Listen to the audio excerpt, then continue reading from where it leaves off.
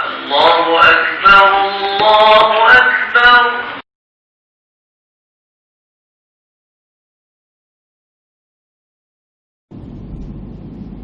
السلام عليكم ورحمة الله وبركاته.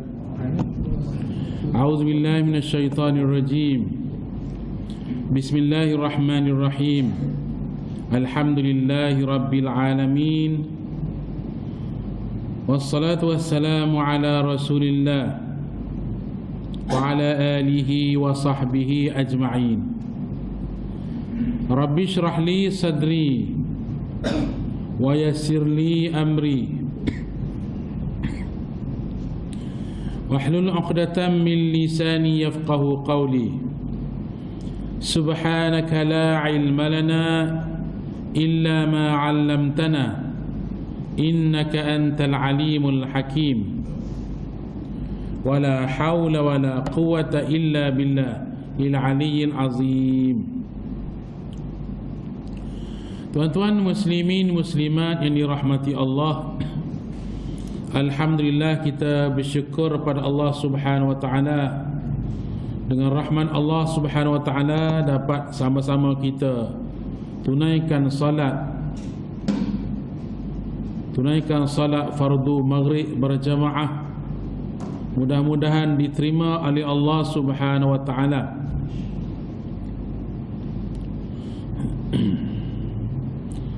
Pada malam ini insya-Allah kita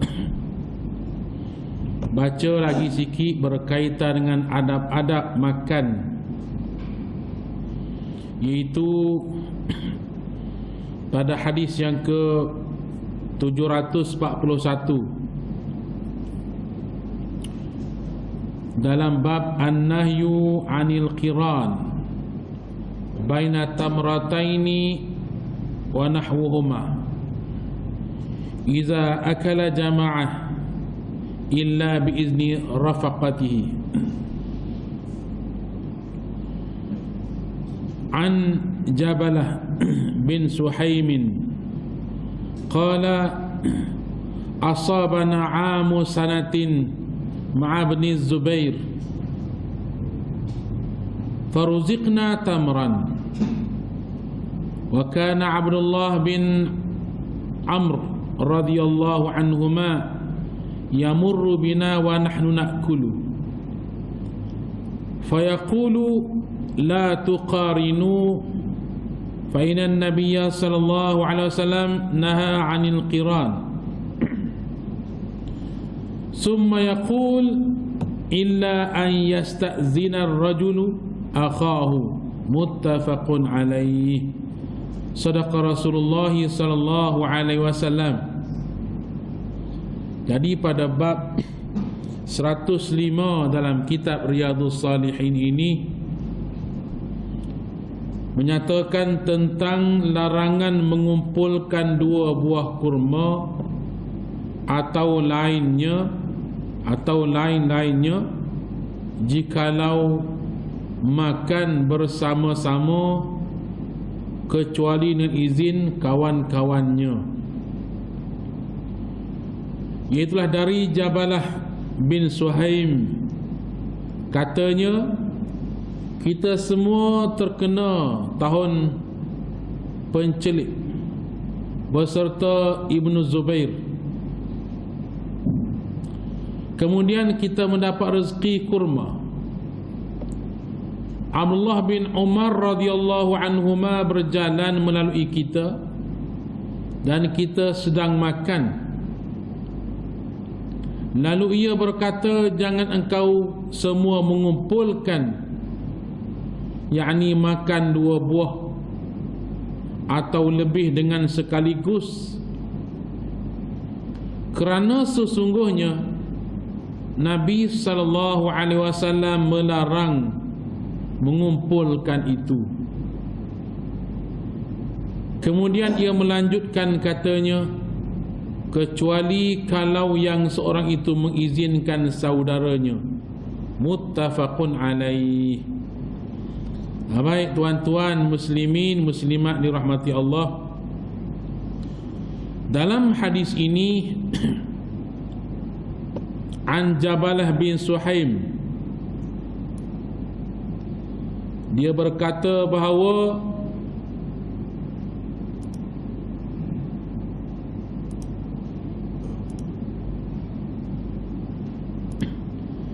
itu pada suatu masa mari musim tak ada buah-buahan, tak ada makanan, dan kami di kali itu laparlah. Berjalan di kali itu dan kita sedang makan. Abdullah bin Umar di kala itu berjalan, di kala itu kami tengah makan lah. Ada kata Suhaim ni, kata apa ni, katanya apa ni, Jabalah bin Suhaim ni, tengah kami duk makan, 2-3 orang duk makan, tiba-tiba Abdullah bin Umar, ini Ibnu Umar, datang, dia lalu ke tepi, melintasi kami, dan dia berhenti di situ. Dan dia tegurlah, kerana melihat kami makan ni, dia tegur, dia kata kerana jangan engkau semua mengumpulkan, yakni makan 2 buah atau lebih dengan sekaligus. Kalau kami dalam keadaan lapar, dalam keadaan jumpa buah tamar, pulak 2 butir puak, bubuh dalam mulut 2 butir sekali pun. Boleh jadi dalam keadaan kita kata gelojoh ke gitulah, ambil 2 banyak, ketak-ketak mulut umpama. Jadi Ibnu Umar tegur kami, jangan makan gitu, jangan makan 2 butir sekaligus, kerana sesungguhnya Nabi SAW melarang mengumpulkan itu. Kemudian ia melanjutkan katanya, kecuali jikalau seorang itu mengizinkan dia saudaranya itu makan demikian. Baik, kita lihat hadis ini, itu utama sekali tuan-tuan dari segi adab makan. Kita masih lagi bicarakan tentang adab makan. Bapa yang kita dilarang daripada makan suap banyak lalu oleh mulut. Sebut dalam hadis ini buah tamar. Buah tamar ni dengan saiz dia besar ibu jari tu, kalau buah 2 butir tu susah nak mamah, sebab dia berasa besar dalam mulut. Molek biasa wali buah tamar ni kita pergi kekeh gitu, ataupun puak sebutir gitu tu okey dah. Tapi kalau buah 2 tu nampak tak comel benar makan begitu, serupa dengan nak berebu. Nampak seolah-olah lapar sangat, seolah-olahnya begitu. Jadi Abdullah bin Umar ini tegurlah beberapa orang yang sedang makan itu, jangan makan gitu. Rasulullah larang makan banyak gitu. Dari segi sains tuan-tuan,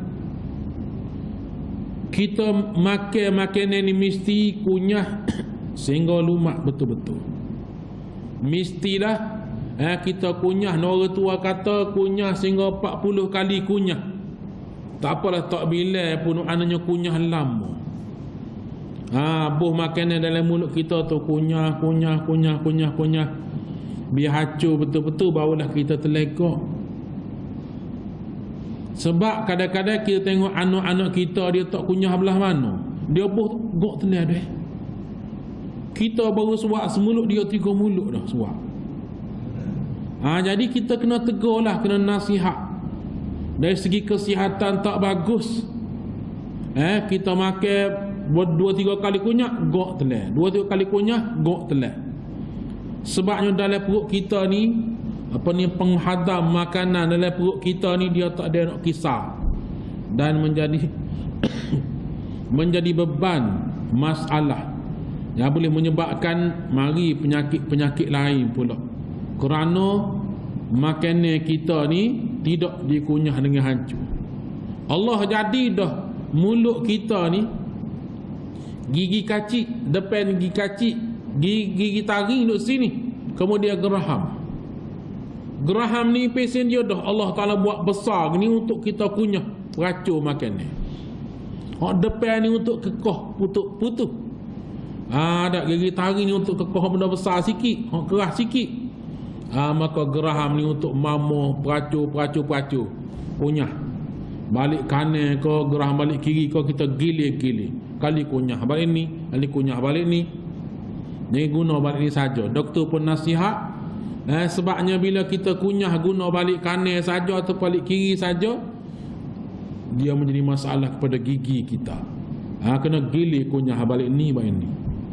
Tu dari segi sains maknanya hak Nabi ajar ni, walaupun Nabi lari gitu je menyebabkan orang kaji. Kenapa Rasulullah lari maka banyak alam mulut? Kalau buah tamak kat buah 2, 3. Kadang-kadang dalam mulut tak habis lagi sumak orang lain dah. Ni benda begini nampak simple je tuan-tuan, tetapi dari segi kita makan, minum ke apa kita buat menggambarkan hati kita sebenarnya. Menggambarkan sikap dalam hati kita. Sebab itulah kita boleh lihat kalau anak-anak kita ke budak-budak ke makan dia gar tangan kanan, gar tangan kiri, boleh mulut ambil pula.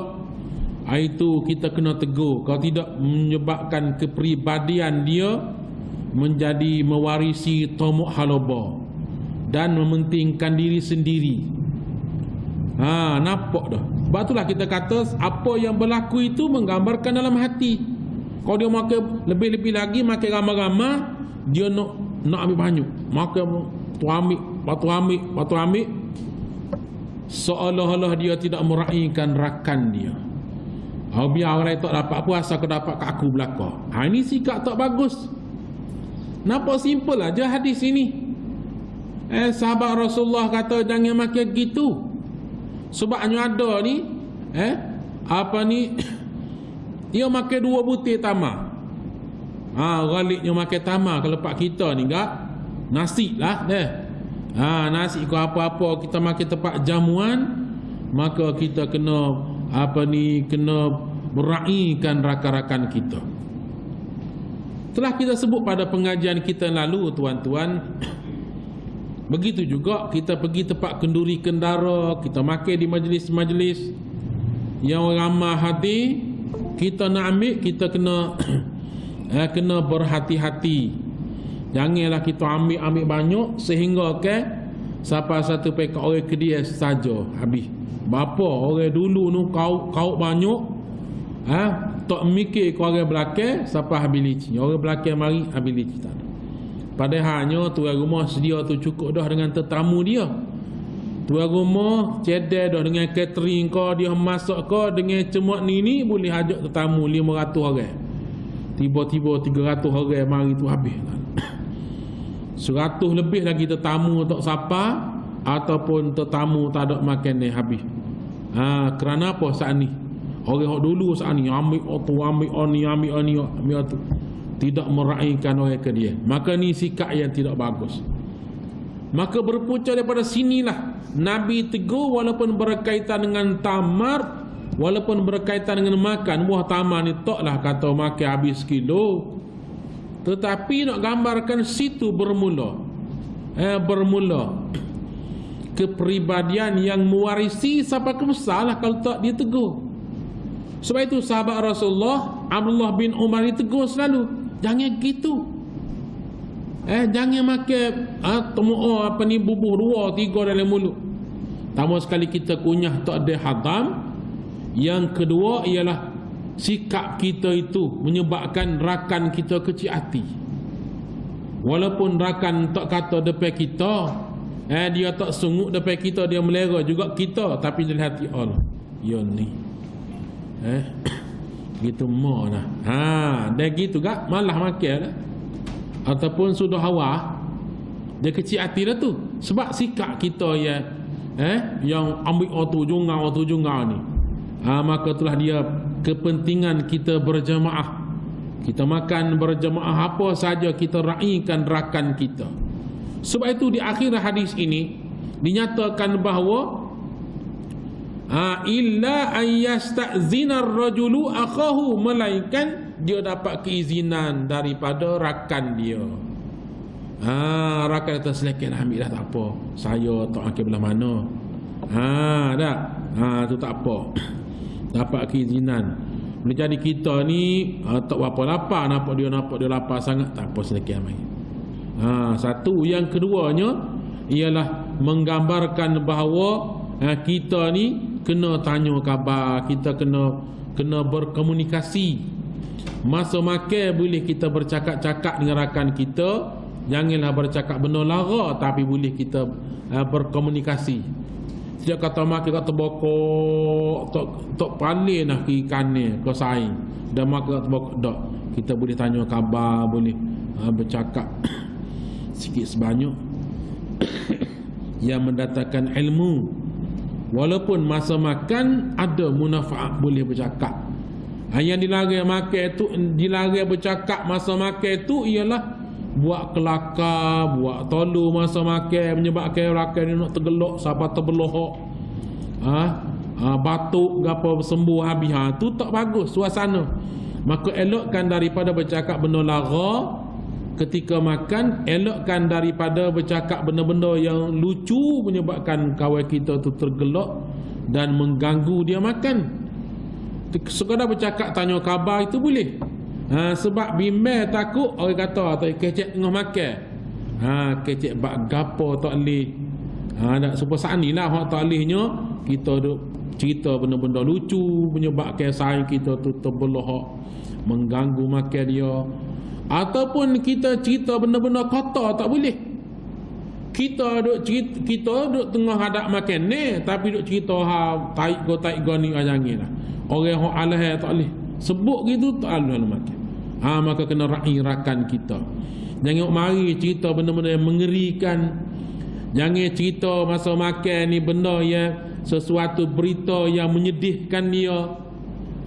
Sekadar tanya khabar, berkongsi ilmu, tekah tu boleh. Tak. Ataupun dalam keadaan zikrullah, subhanallah, sedaknya kan ni alhamdulillah. Pandai tu kan masak ni masya-Allah. Orang mana? Orang lunar tu kan masak sahur. Dah. Boleh, alhamdulillah, terima kasih dah munculnya. Rezeki hari ni makan sedap. Tu tak apa gitu. Sebab apa ni, bila kita puji-puji tu kan masak, menyebabkan tukang masak rasa ngapuh dia penat. Mula daripada kemari lagi duk beli barang lah berapa, duk siap daging lah berapa, kita makan, kita pun ucap terima kasih, rasa sedap makan ni, alhamdulillah, tak rajin lagi makan selera gini mo. Jom dapur dengan alhamdulillah.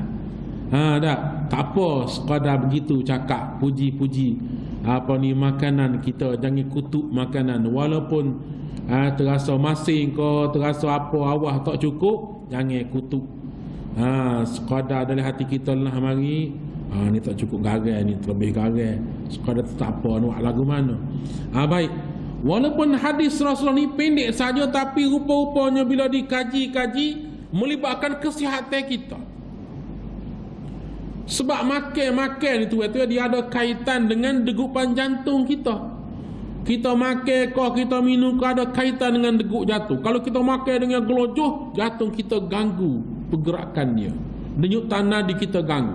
Supaya juga minum air gok, tak berhenti bernafas menah, maka boleh mengganggu jantung. Boleh mengganggu kesihatan kita. Aliran darah kita tak lancar, pernafasan kita tak sepatut kita bernafas, kita sambil minum gok, habis jantung besar gok sekali togok, dia mengganggu kesihatan kita. Maka makan sikit-sikit itulah lebih tenang. Sebab itulah orang kata makan ni hok 3 orang boleh makan 5 orang. Makan ni hok untuk 5 orang boleh makan 7 orang. Apa tu berkah? Sebab makan sana ikut sunnah Nabi. Dengan cara duduknya, kunyah, hanyu-hanyunya. Jadi kita ni kadang-kadang jadi terbalik. Hok makan ni, hok boleh makan 5 orang, 3 orang habis di sini dah. Makan ni hok boleh makan 100 orang, 70 orang makan tu habis dah. Ini terbalik. Sepatutnya hok boleh makan 100 orang, hok cedek 100 orang tu boleh makan 120 orang. Alhamdulillah. Berkat. Makan yang saat ni Sebab kita makan sani kunyah bagi hacu. Bila kita kunyah bagi hacu tu sebenarnya kita rasa puas. Makan tu puas. Tak makan anjur tak apa tak boleh juga. Tetapi naknya bersederhana dalam makan itu satu kepuasan. Sebab kita nak kecapi makanan itu. Kalau kita makan gok telap, kita makan kunyah-kunyah gok, kita tak menikmati rasa kelazatan makan ni. Kita buah dalam mulut dengan baca doanya, dengan syukur pada Allahnya. Bila kita kunyah bagi hacur rupa-rupanya, rasa kepuasan kita mamuh, pecah-pecah habis makanan kita dalam mulut, rasa-rasanya semua telah menyebabkan kita rasa puas makan, rasa puas hati makan. Sebab kita tu makan dengan penuh menikmati rezeki Allah Subhanahu Wa Taala. Subhanallah. Itulah indahnya Islam. Siapa bab makan pun cerita. Sebab apa? Sebab makanan ni dia jadi darah daging kita, tuan-tuan. Dia jadi kepada tenaga kita. Bila pergi kepada tenaga, dia boleh berikan kesihatan. Bila sihat, membantu kita ibadat, membantu kita buat kerja-kerja dengan sempurna. Bila makan dengan gelojoh, maka dia telah menyebabkan kita rasa berasa tak selesa, berasa tak puas hati. Orang makan dengan gelojoh ni biasanya dia macam tak genapan makan. Sani rumbu dah, ambil lagi. Apa tu? Cuba perhati dia makan. Rupa-rupanya dia makan lagu tu sabit pun nambah banyak. Orang yang makan dengan cermat dia tak banyak makan. Sebab dia menikmati, dia rasa puas dah makan. Cukup dah. Dah. Bagaimana dulu hadis kita baca dah, nahnu qaumun la na'kulu hatta najua wa iza akalna fala nashba'. Kami adalah satu kaum yang kami tidak akan makan sehingga kami berasa lapar, dan apabila kami makan kami tidak akan makan sehingga rasa kenyang. Mana berhenti sebelum kenyang. Tu formula sihat itu. Jadi tuan-tuan, kita bertanya kepada orang tua-tua yang sihat, nampak berumur dah dia 70-80 tahun, nampak sihat lagi. Kita tanya dia apa dia makanan. Tak ada apa, dia kata cuma dia makan jangan banyak. Jangan banyak. Acak tak apa, tapi jangan dia banyak. Sekali makan jangan banyak. Dan mamah bagi hacur betul-betul menikmati rezeki Allah Ta'ala, sambil berfikir tentang rezeki Allah. Ni makan jadi ibadat, makan lagu tu. Tidak kata makan sebab hamba sebut sani suak kadang-kadang oni pula suak. Tanya kana suak apa ni, suak nasi, oni pula kekoh timu. Bapa tanya kiri suak kok tanya kiri. Ulai timu duk sini, sebutai timu makan. Timu batal. Suak nasi koh ni. Suak nasi koh sayur kau ni. Nangis. Guna tanya kana belaka lah. Hak Nabi ajar ni sempurna dah molek belaka yang memberikan yang boleh memberikan tenaga, keberkatan pada kita. Subhanallah. Jadi tuan-tuan, dalam hadis ini Nabi SAW melarang daripada menghipun-hipunkan makanan dalam mulut. 2-3 kali suap duk kunyah lagi. Suap, kunyah suap pula, kunyah suap pula. Tak bagus lah gitu. Sebab kita belum menghadamkan makanan dengan sebaik-baik. Sedangkan dalam perut kita itu memerlukan kisaran, nak kisar maidah ataupun kilang proses makanan dalam perut kita tu tak talih nak peracur benda-benda yang besar. Dan bila dia penat bekerja nak peracur makanan yang tak dihancurkan, maka dia boleh menjadi masalah pada kesihatan. Subhanallah. Dan lagi tuan-tuan, kita boleh ambil istifadah daripada hadis ini, ialah kita kena tegur. Walaupun di masa makan, masa makan ni lah kita boleh kongsikan munafaat. Dia kata nanti dia sudah makan lah, kita tegur lepas ni. Tak tegur selalu. Ni sahabat mengajar kita bagaimana Rasulullah SAW mendidik para sahabat, dan sahabat pun terbawa-bawa dengan sikap mulia, akhlak mulia Rasulullah SAW. iaitu tengok tak kena tegur selalu. Tak tergamuk nak tegur weh. Yang marah ke? Kita mari rasa gitu. Berpandu pada hadis ini dak. Abdullah bin Umar tegur. Jangan makan gitu, jangan kupukkan makan ni oleh mulut. Dia tegur ni masa kau turut tengah suak makan ni ketak-ketak mulut lah. Dia pun tegur, jangan makan lagu tu. Tak. Yakni suak buah tamar suruh butir dulu. Kalau kita tak makan kuih puak, apa ni buah orang dia 3 butir orang dia sekali. Tak boleh lagu tu. Malaikat biji yang kecil makan buah cabai kering boleh lama. Buah 3 butir sekali suak. Sebab dia biji jumlah yang kecil. Tapi dengan buah tamar ni kita biasanya kekoh. Comel dah tu amalkan itu. Dia kata puak dengan butir-butir dah. Patut kekoh makan sikit cobek-cobek. Itu bagus. Ikut sunnah dah tu. Betul dah. Baik tuan-tuan muslimin muslimat dirahmati Allah. Sebab itu kita boleh lihat seorang yang makan demikian, kita boleh lihat.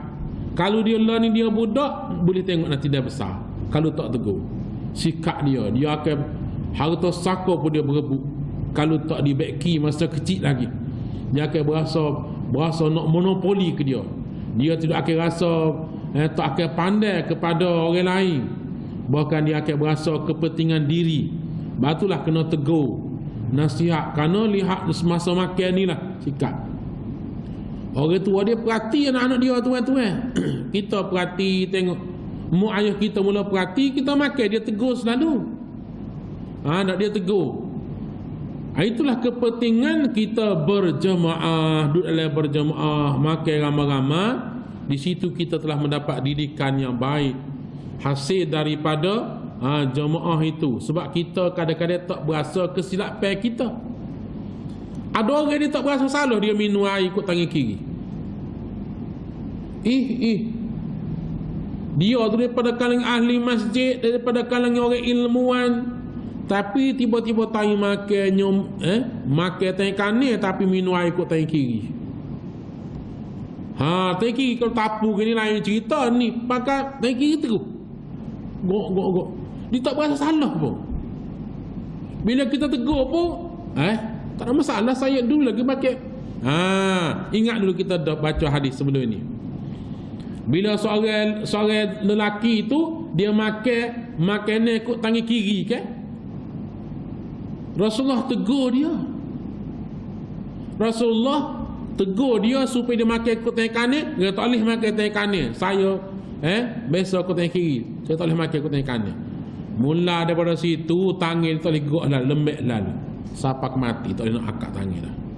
Sebab dia bercakap celupa dengan Rasulullah sallallahu alaihi wasallam. Rasulullah tegur nak didik dia biar dia guna tangan kanan makan. Menggodok puak-puak tangan kiri ni. Rasulullah tegur, kenapa awak tak makan dengan tangan kanan? Jemput makanlah dengan tangan kanan. Tak boleh. Tak kekok lah berapa payah. Mula dari situ ikut hadis kita baca pengajian lalu, lembek lalu tangan, tak boleh nak apa tangan kanan. Subhanallah, dengan Rasulullah dia boleh kecek gitu. Tu hak Tuhan nak tunjuk. Tak? Maka kita ni orang dekat dengan masjid, orang ahli masjid, orang yang beribadat, yang nak ke pahala ni, gunakan tangan kanan sama ada makan kau minum kau.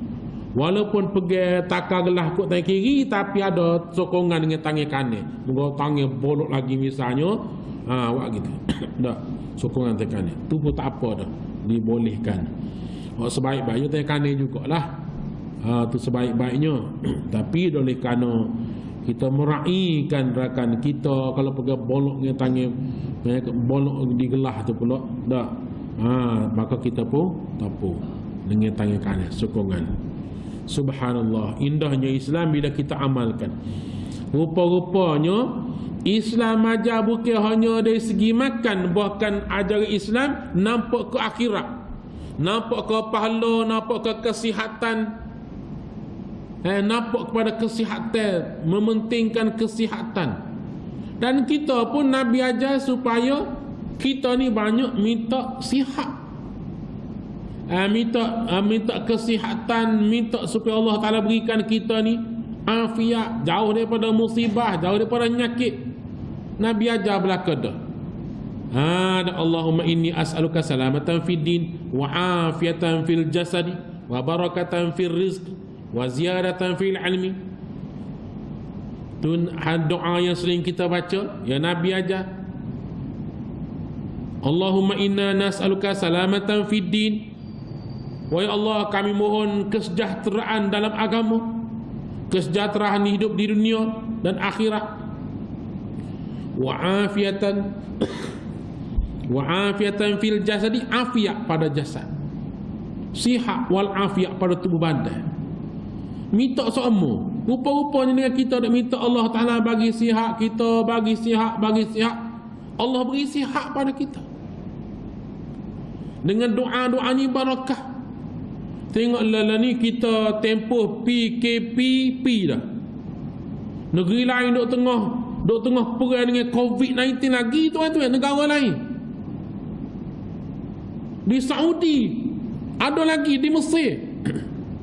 Hak terkini dengan berita tadi 4,000 jangkitan.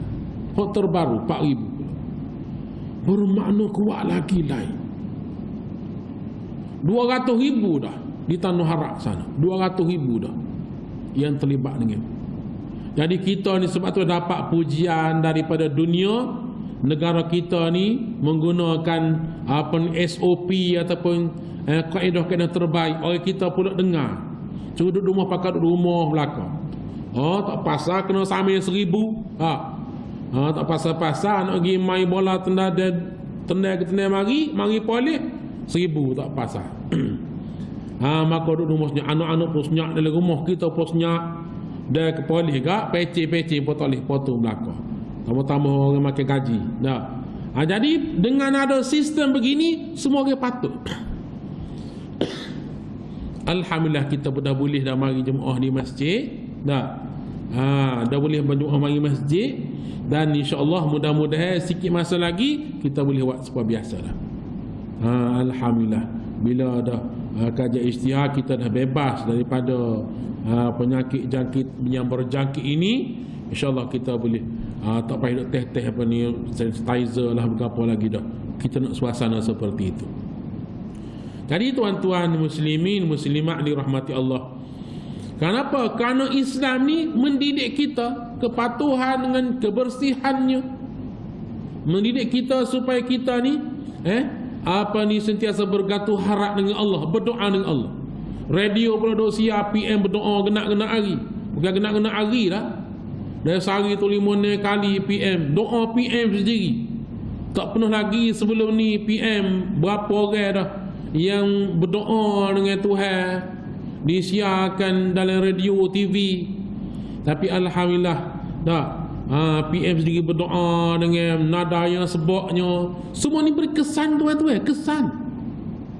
Supaya tazkirah juga tu. Jadi nak rayaknya dengan mohon pada Allah Subhanahu Wa Taala, tazkirah pun ustaz-ustaz yang disiarkan tazkirah pun duk sebut pasal kepatuhan, ketaatan pada Allah dan Rasul. Maka Allah Ta'ala hilangkan penyakit ini. Allah Ta'ala berikan kelegaan kepada kita. Tapi ingat, dengan kelegaan pun kena syukur pada Allah. Kena mari masjid lah puak-puak kita. Dan kena bergantung harap dengan Allah Subhanahu Wa Ta'ala. Satu lagi tuan-tuan, dari satu sudut kita patuhin jaga SOP. Satu, yang keduanya boleh jadi kerana tidak meluasanya maksiat. Kerana tidak meluasanya maksiat, maka penyakit ni atau musibah ini diangkat oleh Allah. Disko tak berjalan. Pusat-pusat judi pun tak ada kegiatan. Jadi dengan terhentinya tempat maksiat ni, boleh jadi kerana itu pencuri perampok pun tidak penagih dadah pun tidak mengganah mana. Maka boleh jadi kerana jenayah ni menurun, maka tu yang angkat musibah ini boleh jadi. Subhanallah. Tapi apa yang timbulnya ialah di China misalnya ada gelombang kedua pula. Gelombang kedua menyebabkan dengan berita kemarin pihak kerajaan China telah mengharamkan tak boleh dah jual binatang-binatang hidup. melainkan tempat tertentu dah. Dah dia pasar-pasar, mana dia sudah menyedari dah. Bila dah baru ni dia dah buka, dah boleh belaka dah, tiba-tiba mereka ni makan binatang buah pula, makan musim galuh pula, makan kelawar pula, mari pula nyakit tu. Menyebabkan kerajaan dia terpaksa isytiharkan, talih dihentikan, diperintahkan hentikan penyembelihan makan binatang-binatang eksotik ini.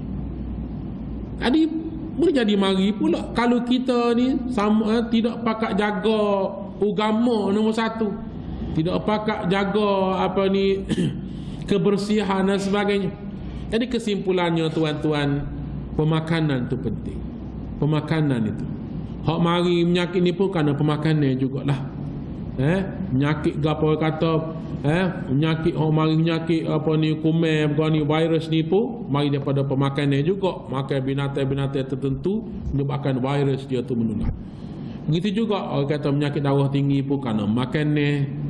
Melalui penyakit pelik-pelik pun kerana makanan, kecil manis pun kerana makanan, minuman manis-manis berlebihan, tambah-tambah bahan-bahan kimia, racun-racun dari sayur-sayur ke apa, semua tu boleh menyebabkan penyakit-penyakit moden mari dengan kanser tu, kanser ni.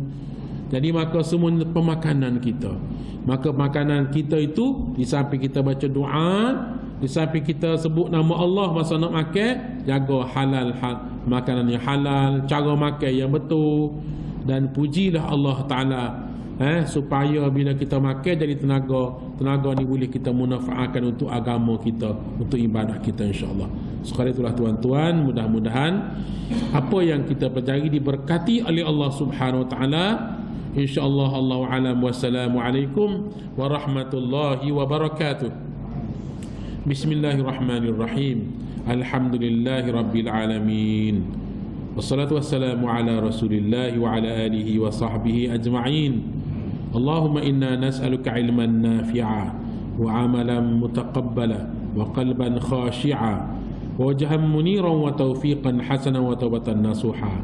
Rabbana atina fid dunya hasanah wa fil akhirati hasanatan wa qina azaban nar.